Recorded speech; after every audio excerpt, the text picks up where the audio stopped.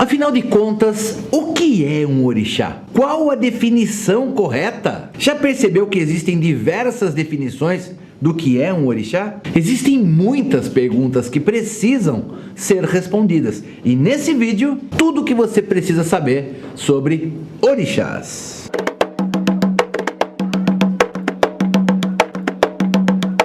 Salve com muita alegria, família Mandiboa! Como é gostoso estar aqui no sábado, poder contar com a sua presença, poder entrar na sua vida por alguns minutinhos.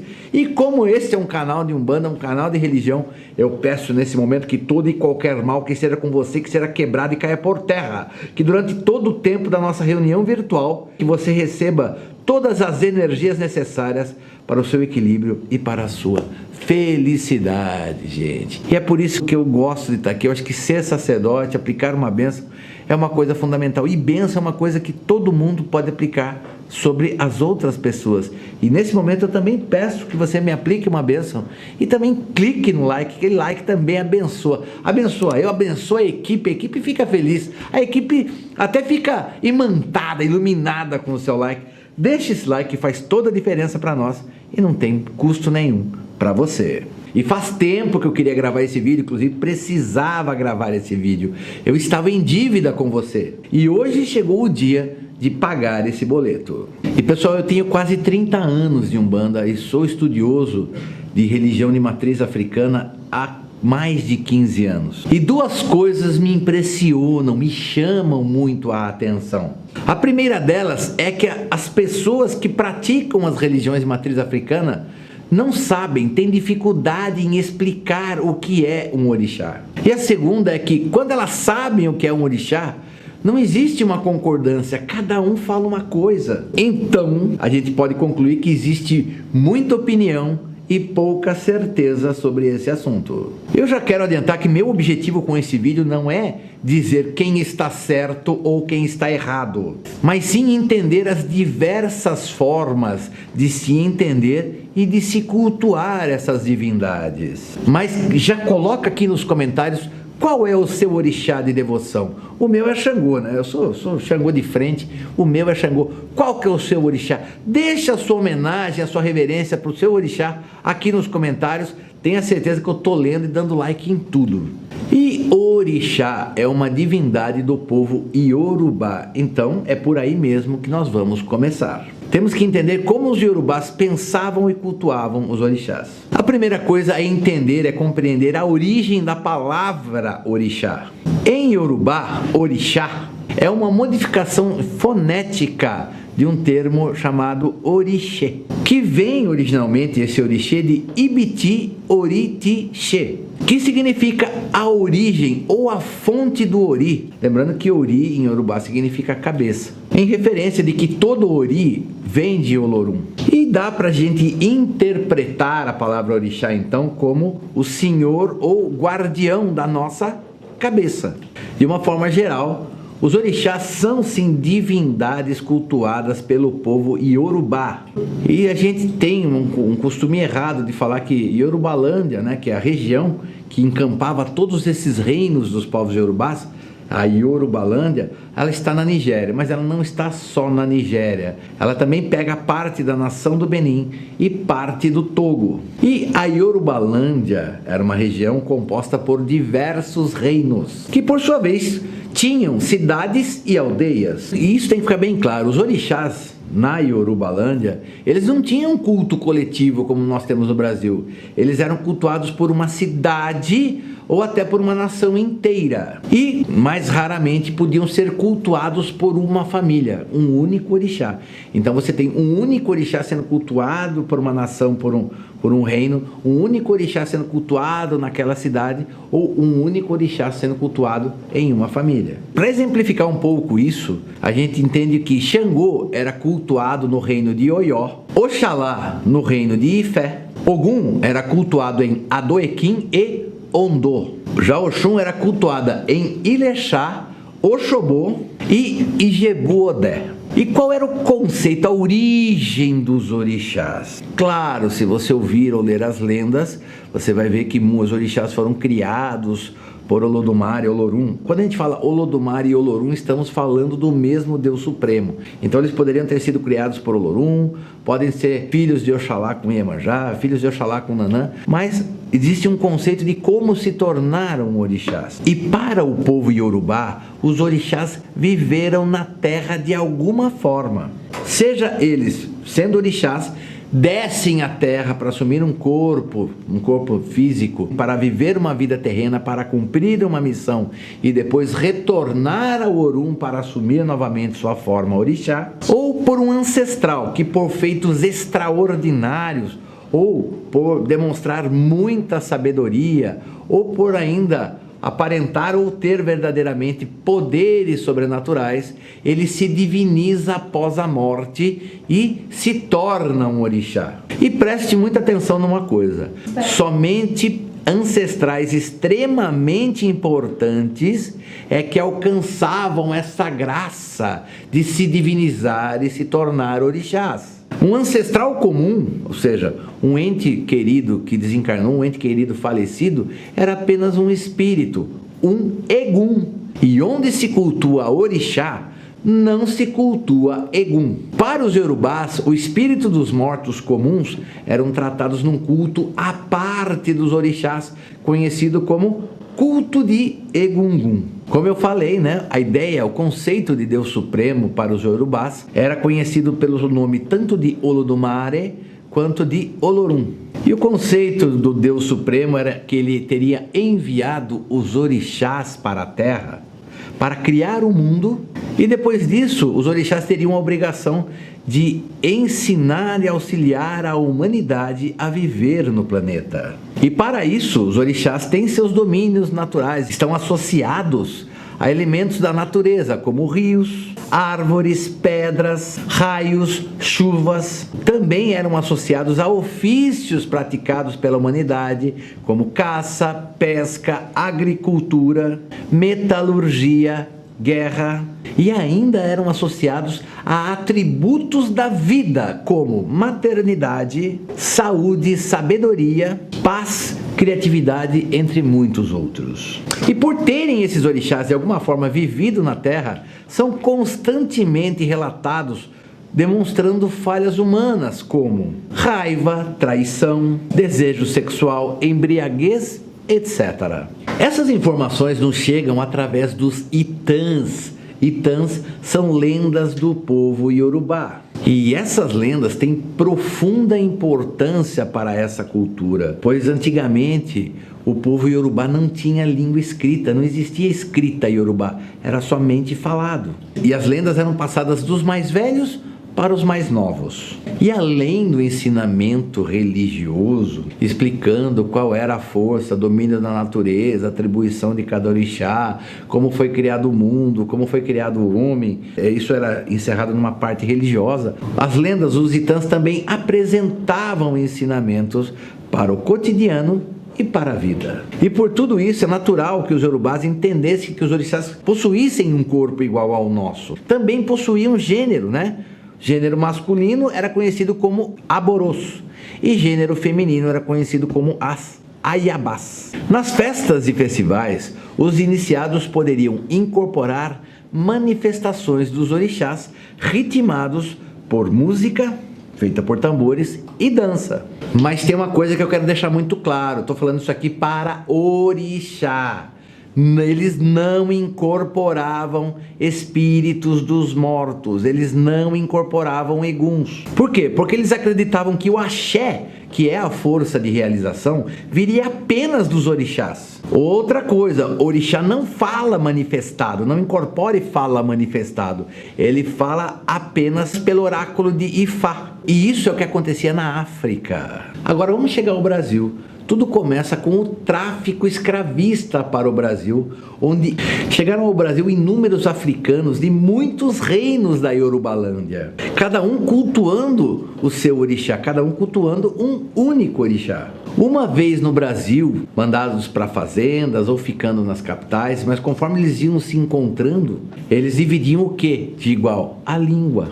né? Olha, o idioma era o mesmo, era o Yorubá. Então, conforme eles foram se encontrando, cada um queria cultuar o seu orixá. Então, era de bom tom que eles reunissem todos esses orixás em um único culto. E aqui no Brasil, esse culto é conhecido como Candomblé Queto. O Candomblé Queto manteve muitas características originais do culto africano, mas também ressignificou muitas outras por necessidade de adaptação. Por exemplo, na África, existiam mais de 400 orixás que eram cultuados em diversas regiões. No Brasil, chegaram apenas alguns desses, normalmente reunidos em um grupo de 16 orixás. E são eles: Exu, Oxalá, Ogum, Oxóssi, Oxum, Oxumaré, Xangô, Iansã, Iemanjá, Nanã, Omulu, Logunedé, Obá, Ossain, Euá e Ibeji. E alguns outros poucos candomblés cultuam um outro orixá que seria Iroko, que seria o tempo. E esse grupo de 16 orixás acabou por absorver no candomblé de Queto a atribuição de muitos outros orixás que não são cultuados no Brasil. E isso fez com que os orixás no Brasil tivessem uma nova concepção dos atributos de cada um. Por exemplo, Oxalá absorveu muito do culto de Orunmilá no Brasil. Iemanjá absorveu todo o culto de Olocum. Xangô absorveu Airá, e isso só para citar alguns exemplos.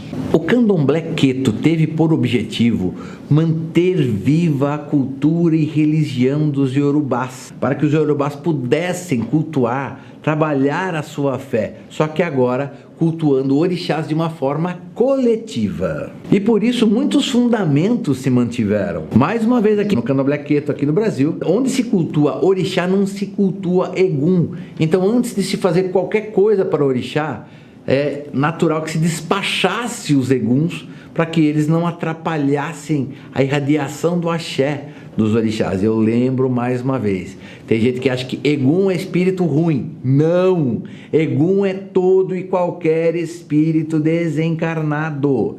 E é isso importante dizer. Para o povo Yorubá, o egum não era desejado no culto do orixá. No Candomblé Queto a mesma coisa. Ah, Márcio, mas hoje eu conheço o Candomblé Queto que incorpora espírito. Então, isso já é um Candomblé Queto que saiu da origem e da tradição. Mas o que eu estou falando aqui é o que era a origem, a tradição das coisas. E no Candomblé Queto também, o Babalorixá ou Ialorixá e seus iniciados poderão incorporar manifestações dos orixás que apenas dançam e distribuem o axé, mas também não falam.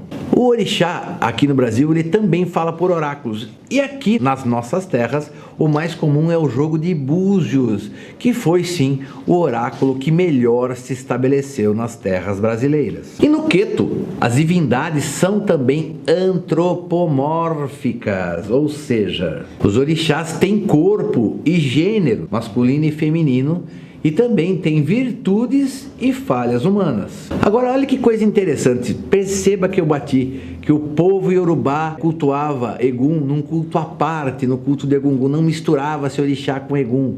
No Candomblé de Queto não se cultua, despacha-se o Egum para não atrapalhar o orixá. Mas o culto de Egungun no Brasil quase não se estabeleceu. Por que será isso? Vamos entender um pouco dos possíveis motivos. O Brasil recebeu influência de 3 grupos africanos: o povo Yorubá, o povo Fon ou Jeje e o povo Banto.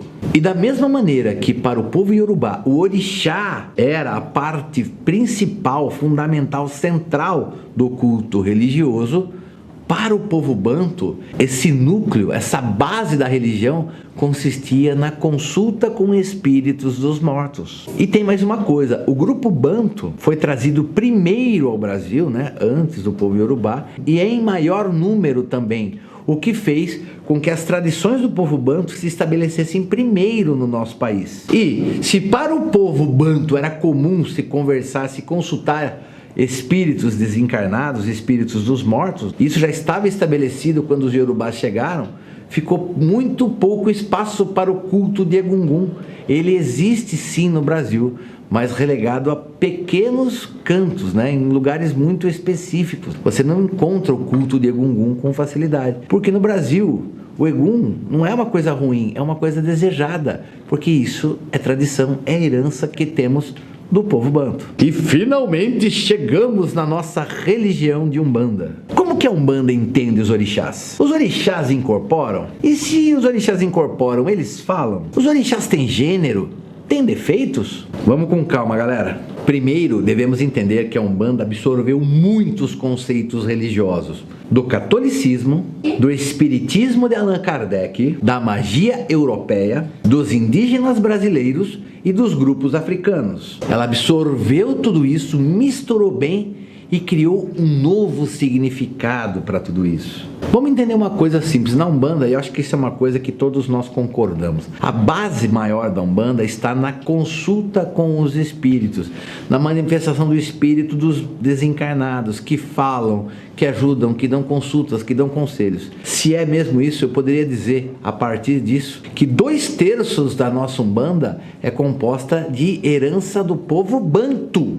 Sendo assim, de todas as influências africanas que recebemos, temos muito mais do povo banto do que do povo iorubá. Por favor, gente, isso não significa que os orixás não são importantes. Pelo contrário, os orixás têm o seu destaque na nossa religião, mas com um novo significado. Os orixás se tornaram forças divinas, frações do poder original de Olorum. Cada fração de energia, cada faixa de energia está associado a um domínio da vida e da natureza, respondendo por atribuições como sabedoria, fé, fecundidade, determinação, provimento, independência, proteção e assim por diante. Essas forças existem para a manutenção e evolução da vida no planeta. E da mesma forma que o Candomblé Queto ressignificou o conceito de orixás e adaptou isso ao novo culto, a mesma coisa aconteceu na nossa religião de Umbanda, que acabou por reduzir o número de orixás cultuados, sendo que aqueles orixás que deixaram de ser cultuados tiveram suas atribuições absorvidos para os orixás que foram mantidos na religião. Só para ilustrar tudo isso, o culto de Logunedé, ele foi absorvido tanto pelo culto de Oxum quanto pelo culto de Oxóssi. Euá teve parte de seus atributos absorvidos por Oxum, parte de seus atributos absorvidos por Nanã Buruquê. O culto de Obá foi absorvido parte por Iansã e parte por Nanã, e Ossain foi quase que totalmente absorvido por Oxóssi. E isso também para dar alguns exemplos. Eu estou dando exemplos vagos, gente, não são ao pé da letra. Daria para pegar o poder de um único orixá e decompor em mais orixás. E os orixás da Umbanda, por serem segmentos do poder de Deus, são absorvidos e moldados pelas entidades de Umbanda, aquelas que incorporam, que manifestam para o benefício da humanidade. Podemos entender as entidades da nossa religião de Umbanda como porta-vozes, como assessores dos orixás. E olha que coisa interessante. Por que o oráculo era tão forte no culto iorubá e no Candomblé Queto? Porque o orixá não fala. Já na Umbanda, as entidades falam. Olha a curiosidade. E é até por isso que o oráculo perdeu muito parte de sua importância na religião de Umbanda. É por isso que você vê pouca Umbanda, pouco sacerdote, sacerdotisa de Umbanda usando oráculos. Não é que não existem, eles existem, mas são em menor quantidade. E quem foi que trouxe pela primeira vez o conceito de orixá como poder divino, como parte do poder divino? Foi o caboclo das 7 encruzilhadas através de seu médium Zélio de Moraes. E depois disso, muitos autores escreveram sobre esse assunto, cada um com a sua opinião e com a sua forma de entender os orixás. Mas a maioria dos autores manteve esse conceito de força divina. E partindo-se deste princípio, de tudo que a gente falou até agora sobre os orixás na Umbanda, orixá não incorpora, orixá empresta o seu axé para as entidades prestarem a caridade. E entre outras diferenças entre a nossa forma de enxergar os orixás e o Candomblé Queto e a cultura iorubá, a Umbanda não faz sacrifício de animais, como também não faz iniciação para orixá. E você pode aí estar espumando, fervendo, com raiva, falando assim: ai, Márcio, para de falar bobagem. Eu conheço terreiro de Umbanda que incorpora orixá, que joga búzios, que faz corte e faz iniciação para orixá. Por que você não para de falar besteira? Calma, meu filho, você não está errado, mas eu também não estou. Como nós já explicamos em outros vídeos do canal, a Umbanda tem muitas doutrinas, tem muitas formas de ser cultuada. Esta forma de enxergar os orixás que eu citei foi aquela trazida por Zélio de Moraes e o Caboclo das Sete Encruzilhadas. Mas também existem umbandas que não vêm de Zélio de Moraes, que vieram das macumbas cariocas e depois mudaram de nome para Umbanda, como também a gente vai encontrar roças de candomblé, barracões de candomblé, que passaram a fazer Umbanda também juntamente com o culto de candomblé, ou mesmo migraram de religião do candomblé para Umbanda. E é natural que para essas umbandas que vêm da macumba carioca, a Umbanda Molocô, que preserva muito a cultura da macumba carioca, por exemplo, ou essas umbandas que tem uma carga muito grande do candomblé de Queto, é natural que nessas vertentes a visão dos orixás e até mesmo outras práticas, como o corte, a iniciação e o jogo de búzios, seja mais semelhante à dos cultos africanos. E olha, galera, de verdade, não existe problema nenhum nisso. Eu não vejo problema da Umbanda ser mais africanizada ou não. Sabe, eu acho que para mim não é isso que realmente importa. Desde que todos nós estejamos alinhados, sintonizados no mesmo objetivo de levar auxílio, cura e libertação para quem precisa, tá tudo certo. Estaremos todos praticando Umbanda. Mas de tudo que eu já estudei, eu, Márcio, me sintonizo muito mais com a Umbanda ensinada, anunciada e praticada por Zélio de Moraes e o Caboclo das Sete Encruzilhadas, e eu tenho inúmeros motivos para dizer que eles são aqueles que realmente trouxeram a Umbanda. Eu amo essa coisa dos orixás como partes de Deus, perfeitos, como energias fundamentais para a vida no planeta. Energias essas que são irradiadas e transmitidas por os nossos amados guias, pelo Caboclo, pelo Preto Velho, pelo Exu, pela Pombagira, pelo Baiano, pelo Boiadeiro, e tudo baseado na caridade. Só para fechar, para essas umbandas mais ligados ao culto iorubá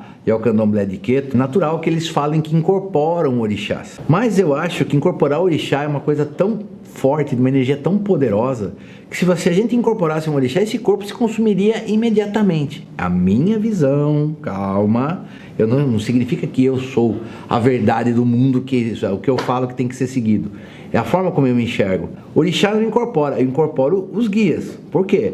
O guia, ele está no processo de evolução, são espíritos semelhantes a nós, são mais evoluídos, mas são semelhantes a nós. Podem ocupar esse corpo e podem ser os grandes irradiadores da energia. Então, se você vai num terreiro e a pessoa fala, eu incorporo Yansan, eu incorporo Oxalá, eu não acho ruim, eu não acho errado. Só que do ponto de vista teológico que eu acredito, eu não considero correto. Mas, como eu falei, a Umbanda tem muitas formas de ser tratada, de ser pensada. É necessário respeitar todas as formas de culto. Para mim, o que realmente interessa é se está prestando caridade ou não. Isso, para mim, é fundamental e eu não abro mão. E isso é teologia, para quem não sabe. Compreender como cada religião entende e vive seus fundamentos sagrados. E na minha modesta opinião, a Umbanda é uma religião puramente brasileira. Isso pela diversidade de culturas que encontramos na nossa religião, que acaba por apaixonar, tocar o coração de todos que recorrem a ela. É como diz o ditado, cuidado ao pisar em um terreiro de Umbanda. Você pode se apaixonar. E você, gostou do vídeo? Concorda comigo? Discorda de mim? Qual a sua visão sobre o orixá? Coloca aqui a sua opinião nos comentários, que eu tô lendo em todos os comentários e deixando like em todos. E se você tem alguma dúvida, ficou alguma dúvida, coloca também nos comentários. Eu vou lembrar você que essas dúvidas estão sendo respondidas, a maior parte delas, nos nossos programas da semana, de segunda, quarta e sexta, os nossos PTDs, os plantões tira dúvidas. E nem preciso falar, né, gente, que isso aqui é o que eu tô falando aqui no vídeo para você. Nos cursos falamos de tudo isso com muito mais profundidade. E olha, galera, se você quer um curso de fundamentos para o sacerdócio que realmente forme você, ensinando você todos os fundamentos da religião de Umbanda, todos os rituais importantes, como preparar maci, aboa, assentamento vibratório, como se defender de demandas espirituais, como orientar seus filhos, tudo que você precisa de teoria e prática. Muitas aulas práticas mesmo. Tá? Um curso longo, 2 anos e meio, mas que faz a diferença na sua caminhada sacerdotal. O curso é esse. Curso Umbanda e Boa de Fundamentos para o Sacerdócio, que a gente fez com muito carinho para todos vocês. Temos muitas pessoas formadas, puxa, como isso me alegra o coração. Pessoas que abriram seus terreiros. E para você que é sacerdote, precisa de mais informação, quer conhecer outros fundamentos e não conhece, se você tem missão para o sacerdócio ou somente quer conhecimentos a mais aprofundados da religião, a hora é agora. Você desce no primeiro comentário fixo, tem um link, ou você segue pelo QR Code ou por esse número que a Lorena está colocando aqui na tela para você. Eu sempre falo e peço, é uma honra sempre ter você comigo. Me dê a honra então de ser o seu professor. As matrículas ainda estão abertas, mas são por pouco tempo. Eu aguardo a sua matrícula. E galera, acho que um vídeo desse vale a pena a sua inscrição, então clica aqui no botão inscrever-se, mudou de cor, ativa o sininho para receber sempre as notificações dos novos vídeos, para a gente estar sempre sintonizado. Tem muita coisa que está passando batido e você não está assistindo aqui no Umbanda e Boa, então você se inscrever e ativar o sininho é fundamental. Você sabe o que eu quero? Eu quero que você fique de boa. E eu peço ao Pai Oxalá com todos os orixás, que fortaleçam os orixás da sua coroa, que ele tragam para você um bom destino, que quebrem todo o mal e encaminhem você para o seu sucesso, para a sua vitória, e que você receba todas as bênçãos de saúde e proteção, paz, luz e prosperidade. Saravá todos os orixás. Eu aguardo você nos próximos programas do Umbanda e Boa. Que Oxalá te abençoe hoje e sempre. Até a próxima.